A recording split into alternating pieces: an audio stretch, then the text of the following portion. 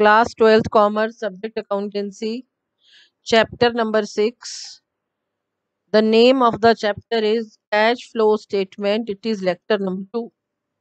And now see, in lecture number 2, all the format, all the contents, everything of cash flow statement I am describing now. See, first of all, try to understand.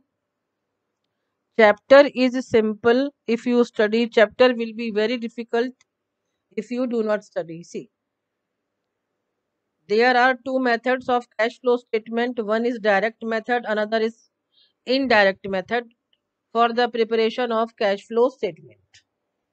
In our syllabus, it is the indirect method that we will do for cash flow statement. Now see, cash flow statement overall, it has three parts. Part number A, I am starting now. Cash flow from operating activities. B number पर है cash flow from investing activities और C number पर है cash flow from financing activities. A number I am starting now. See, cash flow from cash flow from operating activities, it is A number.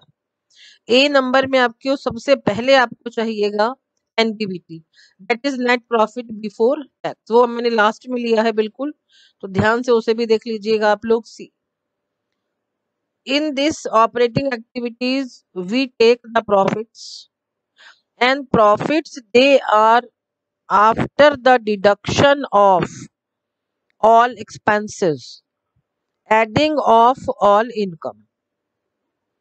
जो profits हम लेते हैं उन profits में जो लास्ट वाले जो हमारे फाइनेंशियल ईयर का प्रॉफिट है उसमें हमने क्या किया होगा, सारे खर्चे माइनस किए होंगे, इनकम को हमने जोड़ दिया होगा.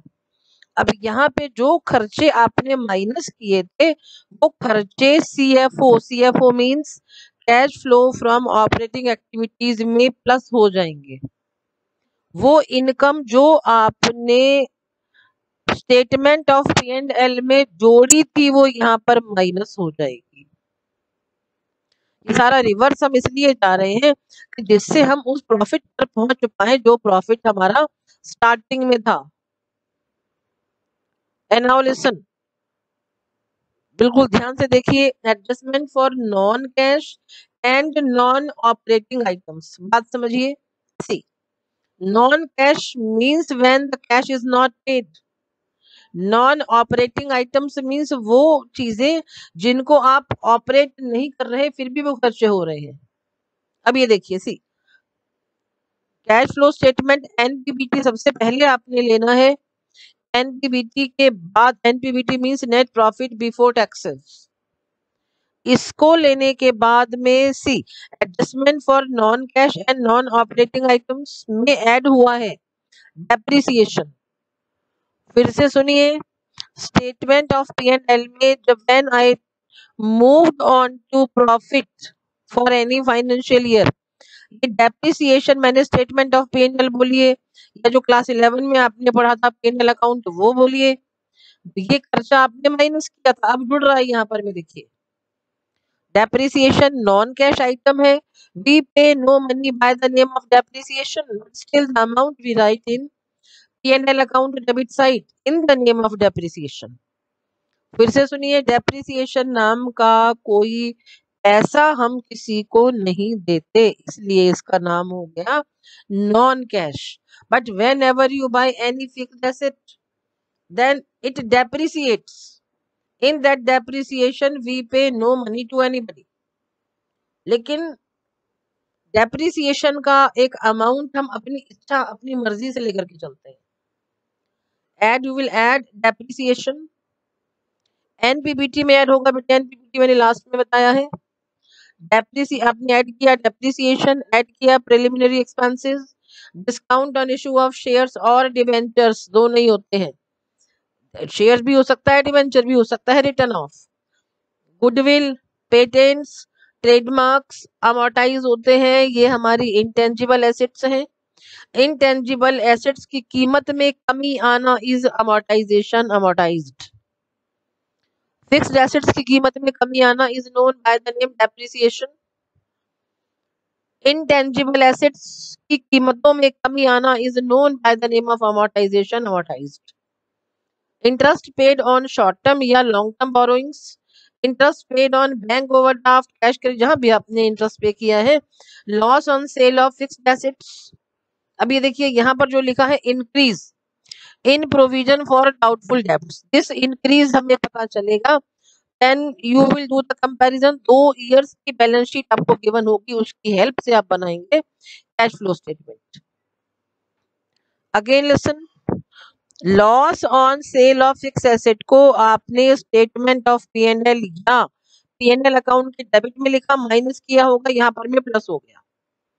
Increase in provision for doubtful debts, it means कि आपने अपने प्रॉफिट्स को कम करके प्रोविजन बना दिया, आपका लॉस है।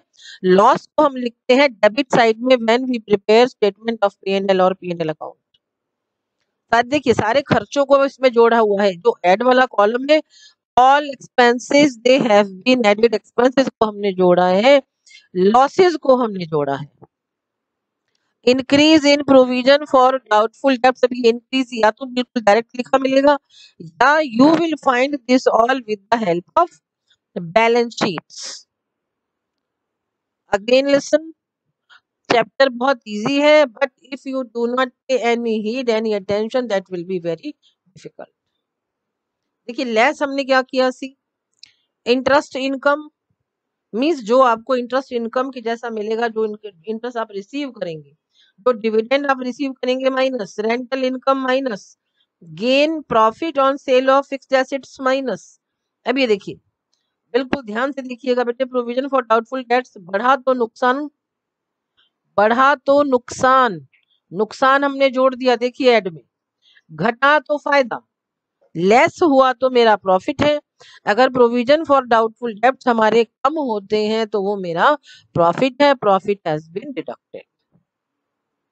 एनपीबीटी में आपने ऐड किए non cash non operating items.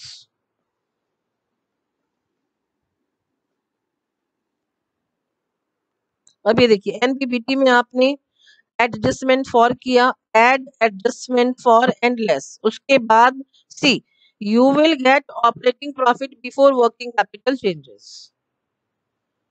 I hope that you people are getting, नहीं समझ में आए तो कॉल कर सकते हैं, और the means you feel comfortable you can connect with me. See operating profit before working capital changes आएगा कब आएगा, एनपीबीटी में आपने जोड़ा add adjustment for non cash and non operating items, उसमें हमने ऐड भी किया है लेस भी किया है, and the result will be known as operating profit before working capital changes. And now see add हुआ है डीसीए आईसीएल, लेस हुआ है आईसीए डीसीएल।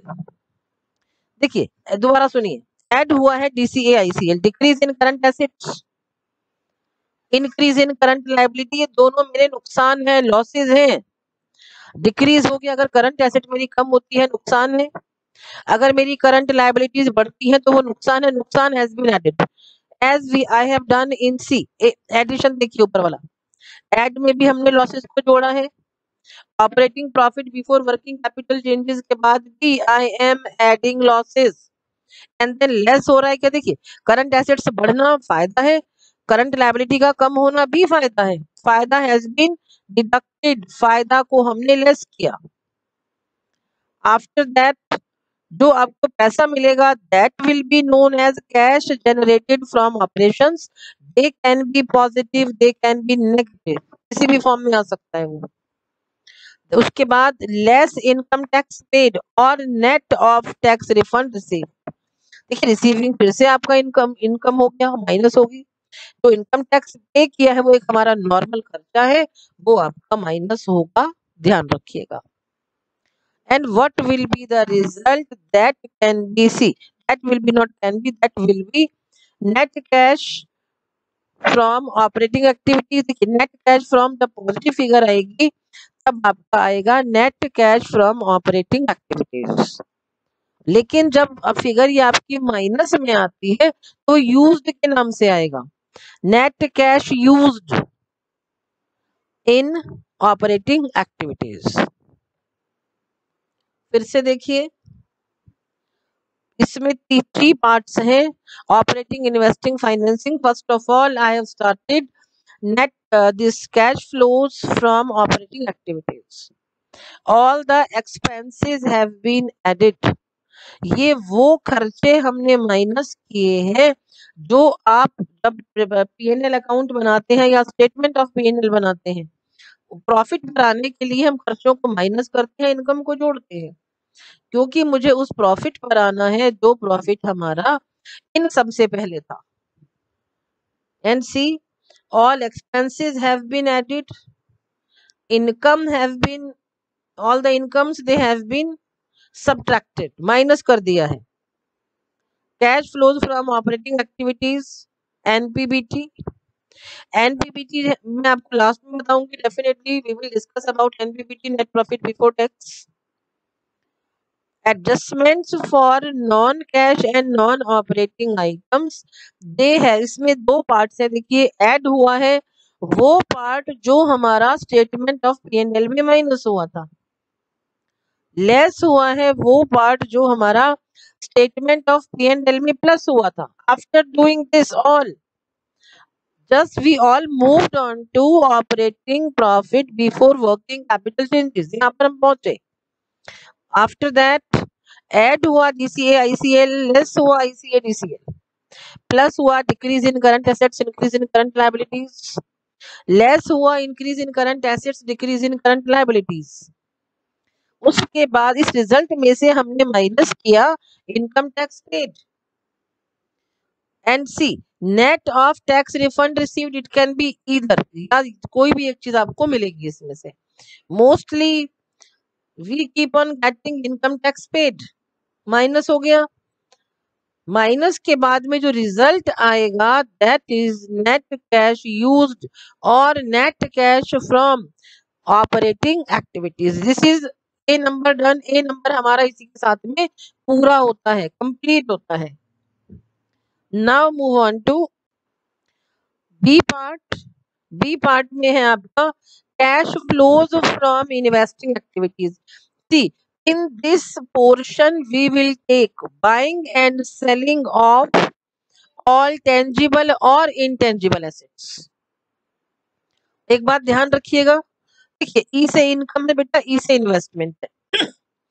जो इनकम आपने सीएफओ में माइनस की थी वो इनकम यहां पर प्लस हो जाएगी. दोबारा सुनिए, जो इनकम आपने माइनस की थी ए पार्ट में add adjustment for non cash and non operating items में, हमने रेंट रिसीविंग को हमने क्या किया था, इनकम थी माइनस कर दिया था. यहाँ पर में वो रेंट रिसीविंग आपका प्लस हो जाएगा. In part number B, it is the name of the part number B, heading है इसका cash flows from investing activities. In this, all types of buying and selling of tangible fixed assets, intangible assets, that will be taken into consideration. अब देखो बेटा, सी, फिर से सुनिए, all जो fix assets हैं उनका खरीदना बेचना, sale purchase will be taken in cash flow from investing activities. See, proceeds from sale of tangible fixed assets, यहाँ पर आपने सेल किया है. सेल करने से क्या रहेगा, मनी विल कम, पैसा आएगा, पैसे का आना विल बी एडिड और पैसे का जाना will be subtracted. Proceeds from sale of tangible fixed assets, in this tangible fixed assets have been sold. Proceeds from sale of intangible fixed assets like goodwill, it can be anything, sale किया, पैसा आया, उसको हमने यहाँ पर में plus किया. Proceeds from sale of non current investment, sale हुआ है, देखिए बेटा, प्लस हो गया. Interest and dividend received, this is the item which you subtracted in CFO. CFO means cash flow from operating activities, उसमें हमने इस पैसे को ही माइनस किया था, यहाँ पर में प्लस हो जाएगा. रेंट रिसीव्ड, सीएफओ में हमने माइनस किया था, यहाँ it will be added. Now see, जितना भी हमने प्लस किया है दिस इज ऑल इनकम है या आपकी सेल है सामान की, fix assets. Now move on to purchase. देखिए परचेज करेंगे पैसा जाएगा, पैसा जाएगा आपके पास कम होगा इसलिए उसको हमने माइनस किया। Purchase of tangible fix assets, fixed assets have been bought, I don't have money now I have tangible fixed assets, पैसा गया फिक्स एसेट्स आ गई, पैसा गया इसलिए minus. Purchase of intangible fixed assets, intangible fixed assets को आपने खरीदा, खरीदने पर क्या होगा देखिए, पैसा गया, पैसा गया के बाद में ये हो जाएगी आपका minus. Purchase of non current investments, इसको हमने क्या किया देखिए, it has been subtracted and now you will do all the calculation for this, all plus minus you will do, and when you are on to the result it can be net cash net cash flow or net cash used in investing activities. If you get the result in minus, minus means used, that minus will be shown by putting the brackets. अब देखिए fixed अगर हमारी intangible assets हमारी कम होती है, right of होती है, right of होना हमने क्या किया था सीएफओ में, प्लस किया था। अगर वो पैसा बढ़ गया इंक्रीज हो गया यानी कि आपने खरीदा है, अगर आपने खरीदा है then you will not write that amount in cash flow from operating activities, then you will shift on to cash flow from investing activities. दोबारा सुनिए, इन अगर गुडविल का पैसा कम होता है तो रिटर्न ऑफ के नाम से सीएफओ में प्लस हो गया। अगर पैसा बढ़ता है गुडविल का, good I am taking example of goodwill, if the amount of goodwill increases, और ये इंक्रीज डिक्रीज आपको दिखाई देगा बैलेंस शीट में, if the amount of goodwill is increasing it is clearly visible that the goodwill has been bought. When the goodwill has been bought it will not be written in cash flow from operating activities, फिर आप लिख देंगे उसको cash flow from investing activities में और पैसा को minus कर देंगे। We are doing B number, B part, cash flow from investing activities. All addition and subtraction will result either in net cash flow or in net cash used. It can be net cash flow from investing activities. It can be net cash used in investing activities. Now move on to C part, financing. Cash flows from financing activities. इसमें देखिए ध्यान रखिए, इसमें आपने लेकर के चलना है सारे का सारा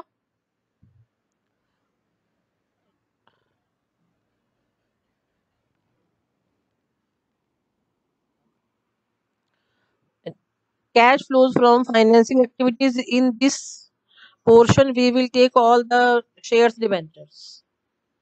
If you issue shares or debentures you will get money. When you get money that money will be added. Proceed, देखिए इशू उन्होंने क्लियरली लिखा है proceeds from issue, you got money, money has been added.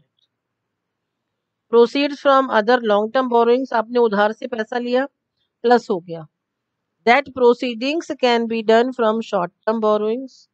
Increase in the balance of bank overdraft और cash credit, ये financing activities में आएगा जो bank overdraft and cash credit, they are your short term borrowings.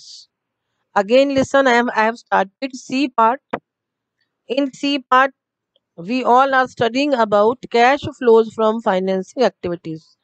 In these shares, debentures, each type of loans, borrowings, they are taken.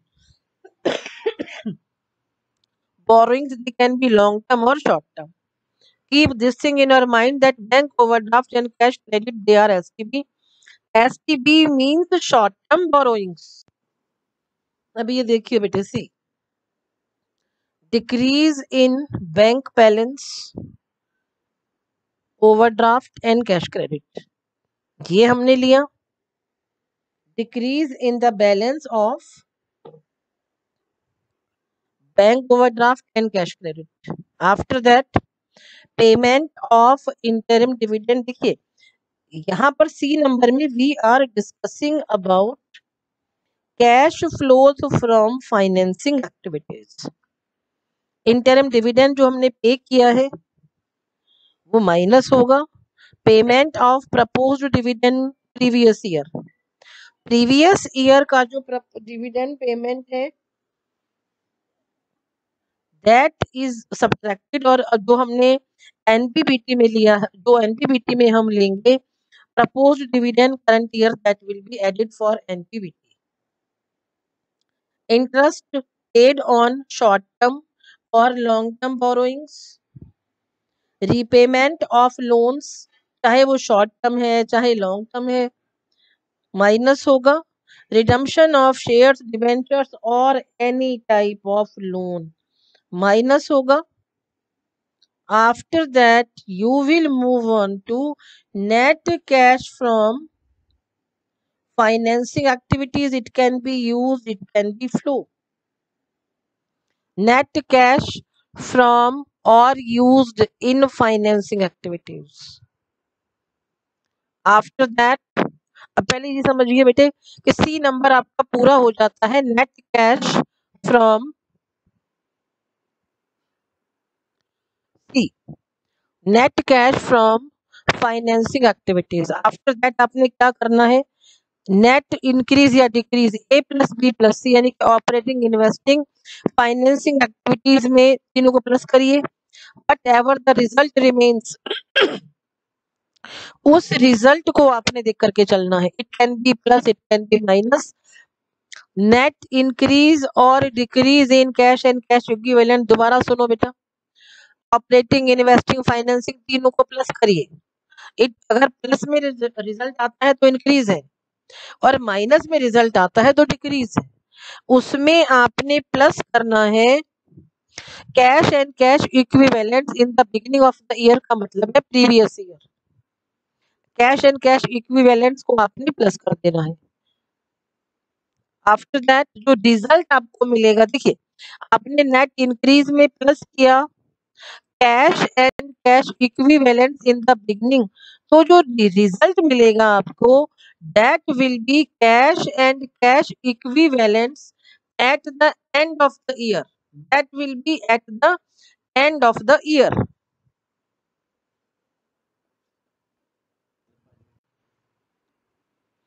And now see, move on to calculation of NPBT, जो मैंने आपको beginning में बताया था।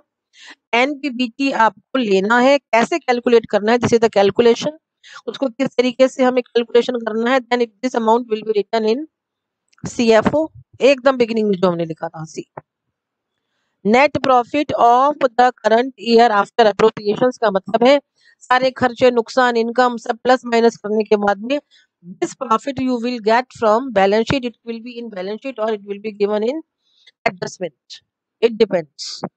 add होगा, देखिए transfer to reserves, reserve अगर बढ़े हैं it means कि the profit have been earned, and the profits have been earned, in that case what will happen, that amount will be added in net profit। see, all transfer to reserve from balances of the statement of P&L, जितने भी देखिए reserve जो हमारा clearly लिखा रहेगा general reserve you will take propose dividend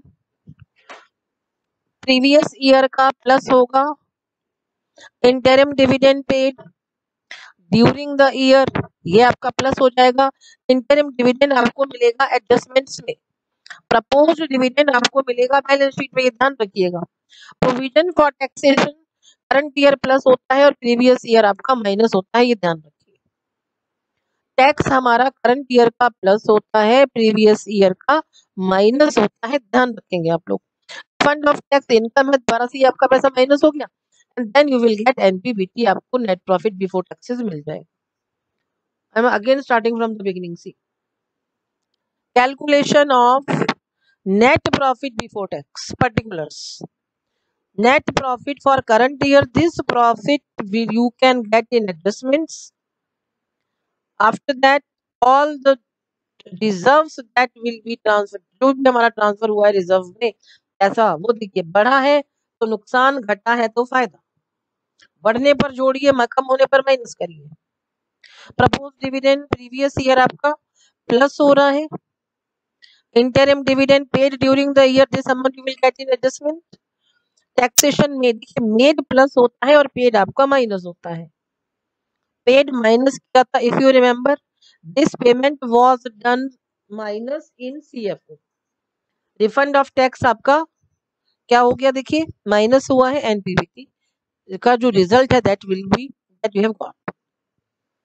फिर से ध्यान से सुन लो, एनपीबीटी में हम मेड प्लस करते हैं और मेड ही प्लस हुआ है। देखिए प्रोविजन फॉर, और पेड हमारा सीएफओ में माइनस होता है, उसका यहाँ पे कोई काम नहीं है। Provision for taxation made will be added in NPBT. और जो देखिए पेमेंट में हमने किया है, जो पेमेंट किया है वो सीएफओ में माइनस किया था लास्ट में, ध्यान से देखिएगा आप लोग। I am moving on to illustration number 7। देखिए सी, एक्स लिमिटेड ने प्रॉफिट लिया, प्रॉफिट अर्न किया 5 lakh rupees after the consideration of the following items. First number goodwill return of 5000, second number depreciation on fixed tangible assets 50,000, loss on sale of fixed tangible assets, और जो tangible assets लिया है that is machinery, it is of 20,000, provision for doubtful debts that is 10,000। Fourth number पर है। Fifth number देखिए, gain on sale of fixed tangible assets, land लिया है इसमें, that is 7,500। And now additional information, as I told you that you will get balance sheet for current year and previous year both. Trade receivables आपका current asset से है, previous year में था 52,000, current year में है 78,000। Prepaid expenses, this is your current assets, these two are current assets and two are current liabilities. Second number current asset, that is prepaid expenses, previous year में था 2000, current year में है आपका 3000। And now listen, balance sheet आपको जिस form में given होगी उसमें करंट ईयर आपका पहले होगा, प्रीवियस ईयर बाद में होगा, and that will be converted into 1890 की 1918 गिवन है। जब आप क्वेश्चन करेंगे तो 1819 लेकर के करेंगे। ट्रेड पेबल्स प्रीवियस ईयर 2018 40,000 है, करंट ईयर 2019 51,000 है। Trade payables it is your current liability. Expenses payable का मतलब है एक्सपेंसेस हमारे आउटस्टैंडिंग है, 18 में थे हमारे 34,000, 19 में हो गए आपके 20,000। देखिए यहाँ पर करंट लायबिलिटी डिक्रीज हो रही है। एक बार दोबारा शुरू करिए, सी ट्रेड रिसीवेबल पे मैं आ रही हूँ, आपका करंट एसेट बढ़ा है, 52,000 से हो गया 78,000, फायदा हो गया, फायदा आपको माइनस करना है। 2,000 से जो प्रीपेड एक्सपेंसेस है those have been now 3,000, again आपका सीए बढ़ गया, करंट एसेट बढ़ गया, माइनस कर दीजिए।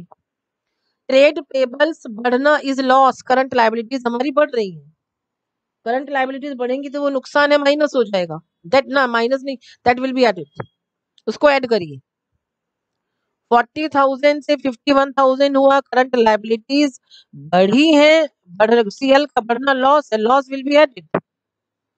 Expenses payable means these are your outstanding expenses, ये वो खर्चे हैं जो आपने पे नहीं किए, जो आपको पे करने हैं। देखिए वो आपका कम हो गया, आपकी सीएल इसमें कम हुई है, 34,000 से हो गया 20,000।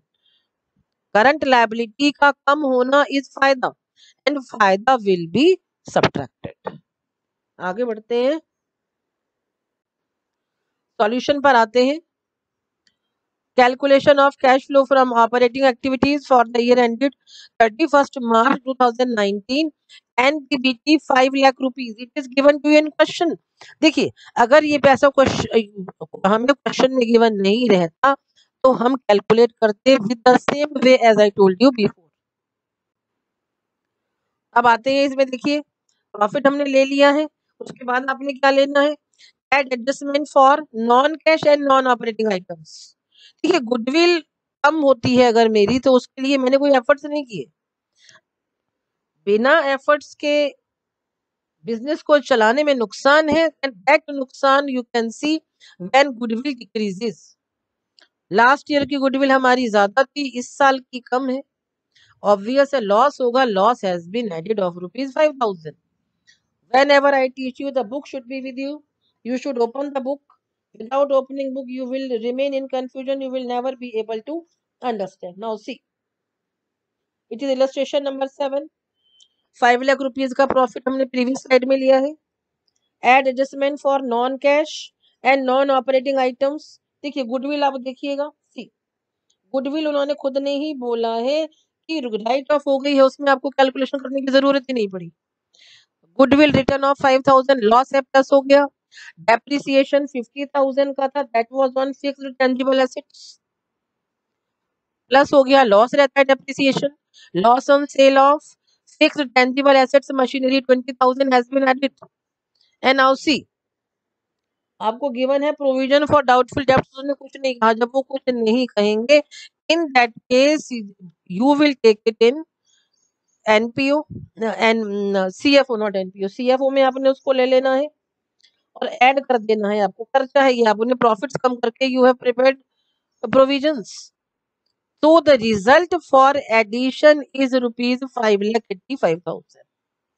गुडविल रिटर्न ऑफ लिया 5,000, डेप्रिसिएशन लिया 50,000, loss on sale of fixed assets हमने लिया 20,000 का, प्रोविजन फॉर डाउटफुल डेब्ट्स हमने लिया 10,000, 85,000 आया। 5 लाख रुपीज आपको प्रीवियस स्लाइड में था प्रॉफिट का, both have been added, it is 5,85,000। From this amount, you will subtract the amount of gain on sale of fixed tangible assets, जो कि लैंड हमने लिया है 7,500, it has been subtracted. इस सब के बाद में the profit that you will get, it will be in the name of operating profit before working capital changes. It is 5,77,500. Now move on to plus DCA ICL minus ICA DCL. Increase in current liability loss plus कर दीजिए, 11,000 has been added.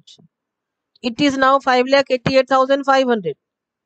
And now see, increase क्या क्या हो रहा है, देखिए increase in current assets. Current assets का बढ़ना फायदा है, लेकिन फायदा को हमें यहाँ पर में माइनस करना है। Trade receivables 26,000 minus, prepaid expenses 1,000 rupees minus. And now see, now the difference you will take for trade receivables, आपने डिफरेंस लिया, फॉर प्रीपेड एक्सपेंसेस आपने डिफरेंस लिया, एक्सपेंसेस पेबल आपने डिफरेंस लिया। Decrease in current liability and increase in current assets, both are the benefits, both are the profits, they have been subtracted, minus किया है। Decrease in current liabilities आपके देखिए पहले कितना था 34,000, अब रहा 20,000, difference 14,000। This 14,000 it has been added, added नहीं माइनस हुआ है, माइनस। लेस हुआ आपका 26,000, लेस हुआ 1,000, लेस हुआ 14,000। Total addition for less is 41,000। Cash flow from operating activities, it is 5,47,500. While calculating cash flow from operating activities, provisions for doubtful debts is added back to the profit because creation of provision does not result in outflow of cash. बिल्कुल ठीक बात है, outflow of cash बिल्कुल भी नहीं है, क्योंकि आपने तो अपने प्रॉफिट में से बनाया ना बेटा, अलग से तो पैसा लाई नहीं। सो एक पैसे को प्रॉफिट से उठा करके मैंने नाम लिख दिया किसमें, प्रोविजंस में, नाम लिख दिया किसमें, रिजर्व्स में। There remains no flow, it does not result in outflow, तो हुआ ही नहीं, व्यापार का पैसा व्यापार में रहा। बिल्कुल ध्यान से सुनेंगे आप लोग और ध्यान रखेंगे इन चीजों का, these are very important. Move on to illustration number 6। cash flow, calculate cash flow from operating activities from the following balances। again listen, इसमें उन्होंने 18 19 दिया है फॉर कन्वीनियंस, अदरवाइज में हमारा हमेशा प्रीवियस ईयर बाद में होता है, करंट ईयर पहले होता है। Only they have taken the current assets and current liabilities. debtors they are of 80,000 60,000, bills receivable they are of 7,000 10,000, creditors they are of 50,000 55,000, bills payable they are of 8,000 6,000, outstanding खर्चे 1000 1500, prepaid expenses 1800 1600, accrued income है आपकी 800 900, income received in advance 700. Operating profit before working capital changes it was ₹1,00,000. अब इसमें ध्यान रखिएगा, देखिए आपको operating profit before working capital changes कब मिलती है? जब आप एनपीबीटी लेते हैं, उसमें प्लस करते हैं add non operating income and all that expenses. उन सबको आपने ले लिया है पहले ही, उसकी जरूरत नहीं है. See, adjustment for non cash and non operating items का जो रिजल्ट, उसमें आपने क्या किया होगा, ये सब करने के बाद में you get working this operating profit before working capital changes, वो आपको मिलता है और वो आपको ऑलरेडी गिवन है इलस्ट्रेशन में. चलिए आगे बढ़ते हैं. See how to do the illustration.